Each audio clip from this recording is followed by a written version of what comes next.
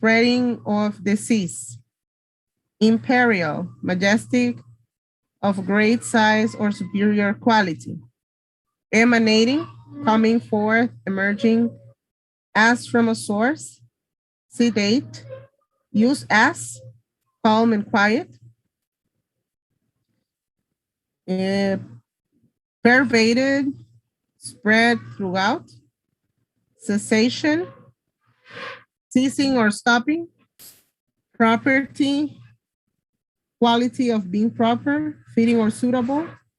Tangible, it's an adjective, and it's something that can be touched.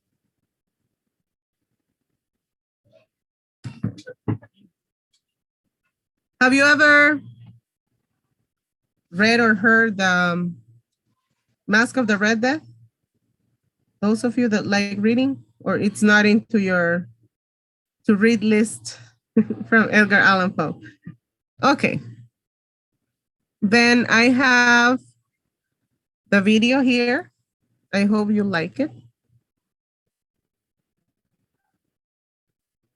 The Mask of the Red Death by Edgar Allan Poe. The Red Death had long devastated the country. No pestilence had ever been so fatal or so hideous. Blood was its avatar and its seal, the redness and the horror of the blood. There were sharp pains and sudden dizziness, and then profuse bleeding at the pores with dissolution. The scarlet stains upon the body, and especially upon the face of the victim, were the pest ban, which shut him out from the aid and from the sympathy of his fellow men. And the whole seizure, progress, and termination of the disease were the incidents of half an hour. But the Prince Prospero was happy and dauntless and sagacious. When his dominions were half depopulated, he summoned to his presence 1,000 hale and light-hearted friends from among the knights and dames of his court, and with these retired to the deep seclusion of one of his castellated abbeys. This was an extensive and magnificent structure, the creation of the prince's own eccentric yet august taste. A strong and lofty wall girded it in. This wall had gates of iron. The courtiers, having entered, brought furnaces and massy hammers and welded the bolts. They resolved to leave means neither of ingress nor egress to the sudden impulses of despair or of frenzy from within. The abbey was amply provisioned. With such precautions, the courtiers might bid defiance to contagion. The external world could take care of itself. In the meantime, it was folly to grieve or to think. The prince had provided all the appliances of pleasure. There were buffoons, there were improvisatori, there were ballet dancers, there were musicians, there was beauty, there was wine. All these and security were within. Without was the Red Death. It was towards the close of the 5th or 6th month of his seclusion, and while the pestilence raged most furiously abroad, that the Prince Prospero entertained his 1,000 friends at a masked ball of the most unusual magnificence. It was a voluptuous scene, that masquerade. But first let me tell of the rooms in which it was held. These were 7, an imperial suite. In many palaces, however, such suites form a long and straight vista, while the folding doors slide back nearly to the walls on either hand, so that the view of the whole extent is scarcely impeded. Here the case was very different, as might have been expected from the Duke's love of the bizarre. The apartments were so irregularly disposed that the vision embraced but little more than one at a time. There was a sharp turn at every 20 or 30 yards, and at each turn a novel effect. To the right and left, in the middle of each wall, a tall and narrow Gothic window looked out upon a closed corridor which pursued the windings of the suite. These windows were of stained glass, whose color varied in accordance with the prevailing hue of the decorations of the chamber into which it opened. That at the eastern extremity was hung, for example, in blue, and vividly blue were its windows. The second chamber was purple in its ornaments and tapestries, and here the panes were purple. The third was green throughout, and so were the casements. The fourth was furnished and lighted with orange, the fifth with white, the sixth with violet. The seventh apartment was closely shrouded in black velvet tapestries that hung all over the ceiling and down the walls, falling in heavy folds upon a carpet of the same material and hue. But in this chamber only, the color of the windows failed to correspond with the decorations. The panes here were scarlet, a deep blood color. Now, in no one of the 7 apartments were there any lamp or candelabrum, amid the profusion of golden ornaments that lay scattered to and fro or depended from the roof. There was no light of any kind emanating from lamp or candle within the suite of chambers.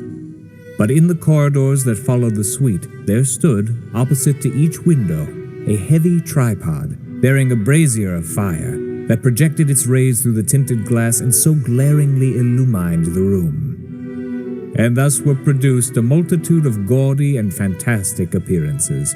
But in the western or black chamber, the effect of the firelight that streamed upon the dark hangings throughout the blood-tinted panes was ghastly in the extreme, and produced so wild a look upon the countenances of those who entered that there were few of the company bold enough to set foot within its precincts at all.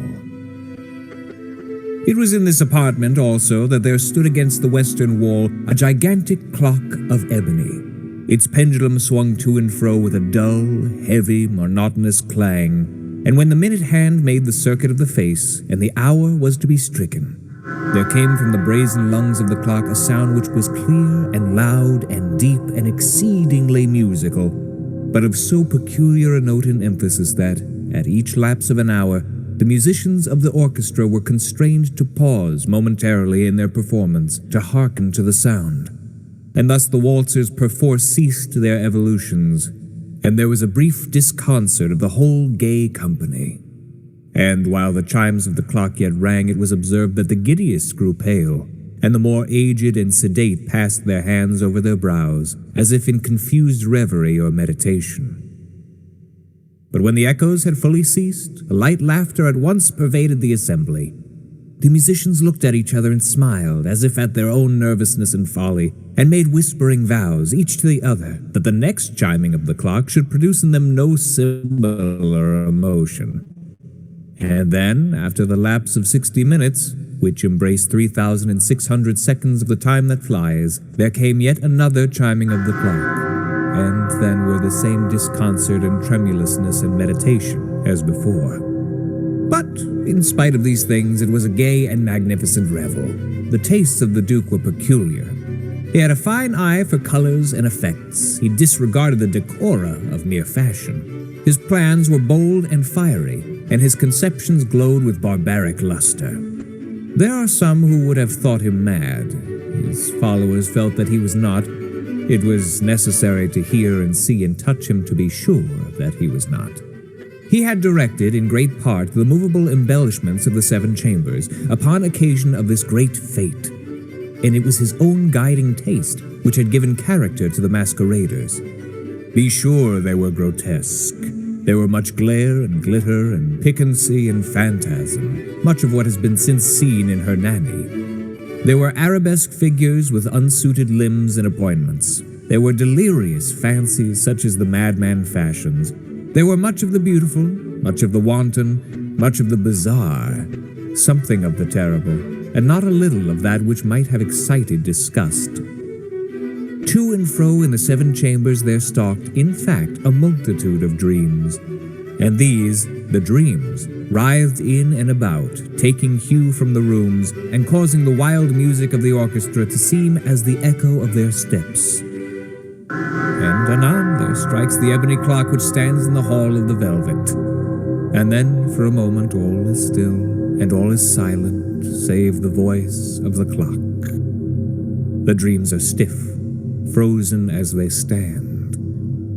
But the echoes of the chime die away. They have endured but an instant, and a light, half-subdued laughter floats after them as they depart.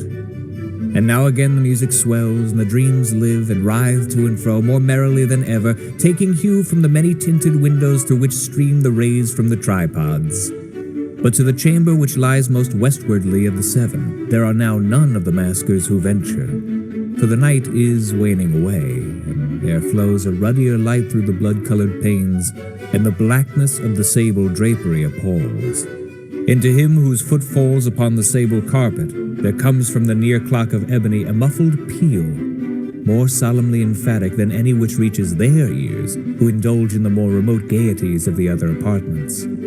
But these other apartments were densely crowded, and in them beat feverishly the heart of life. And the revel went whirlingly on, until at length there commenced the sounding of midnight upon the clock. And then the music ceased, as I have told, and the evolutions of the waltzers were quieted, and there was an uneasy cessation of all things as before. But now there were 12 strokes to be sounded by the bell of the clock.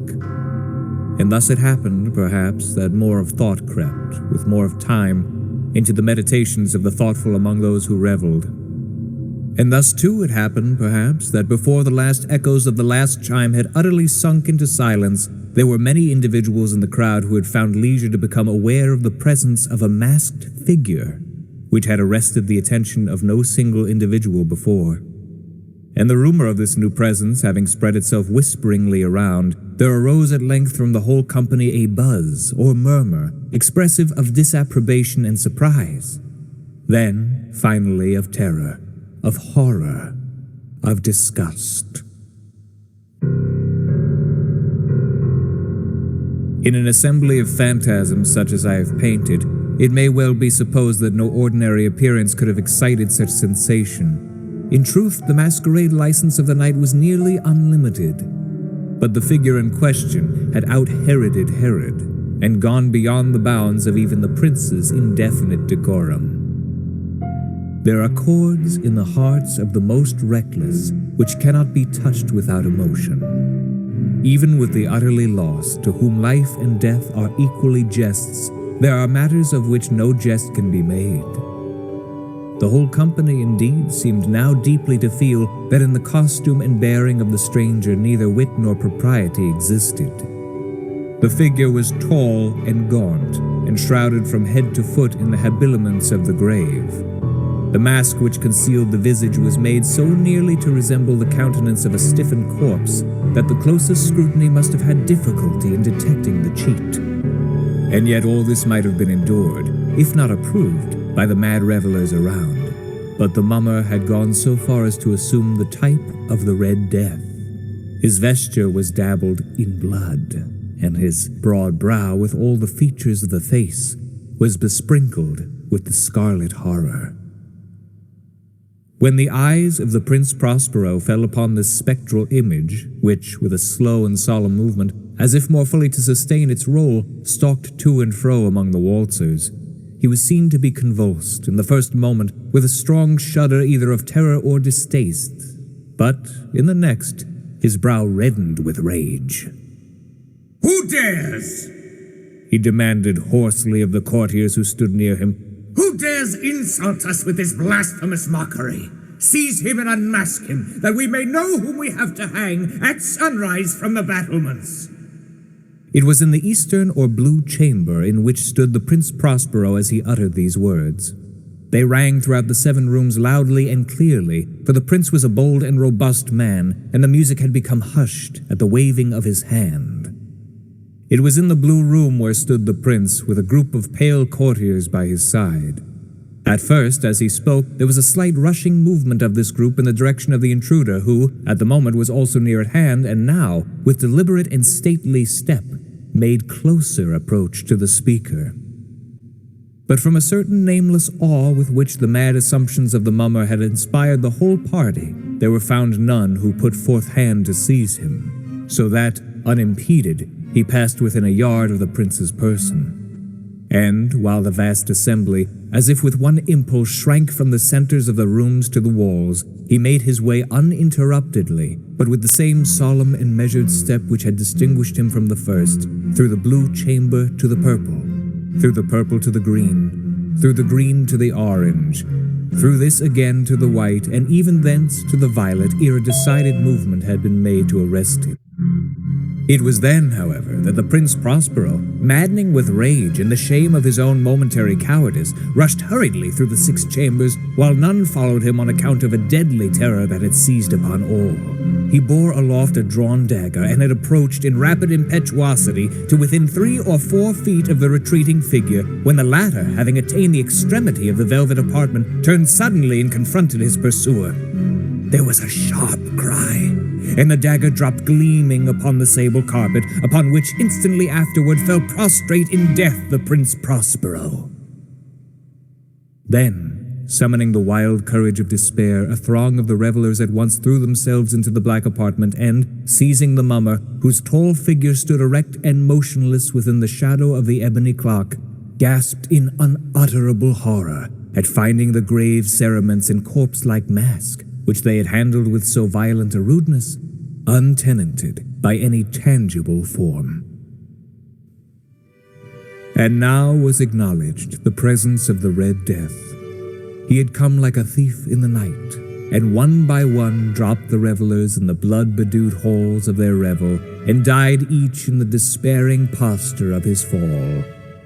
And the life of the ebony clock went out with that of the last of the gay.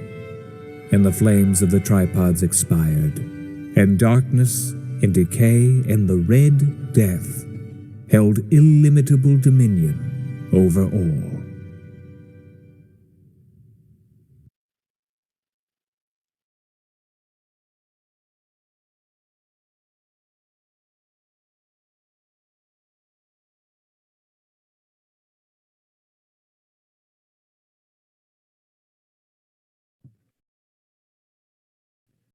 Hello, Daniel?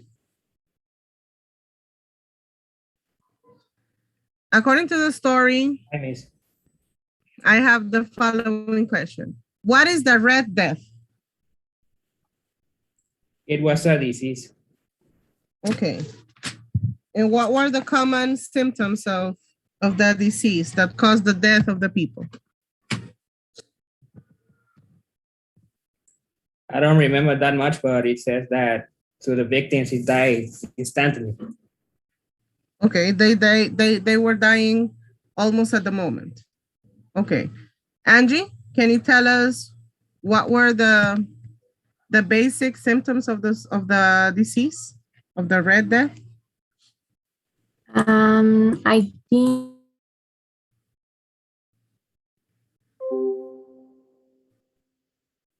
Manuel, same question? This was like a sickness that is let me dolor de cabeza, dolor de ojos, and ears, dolor de orejas, oídos, mejor dicho. Cindy Calix?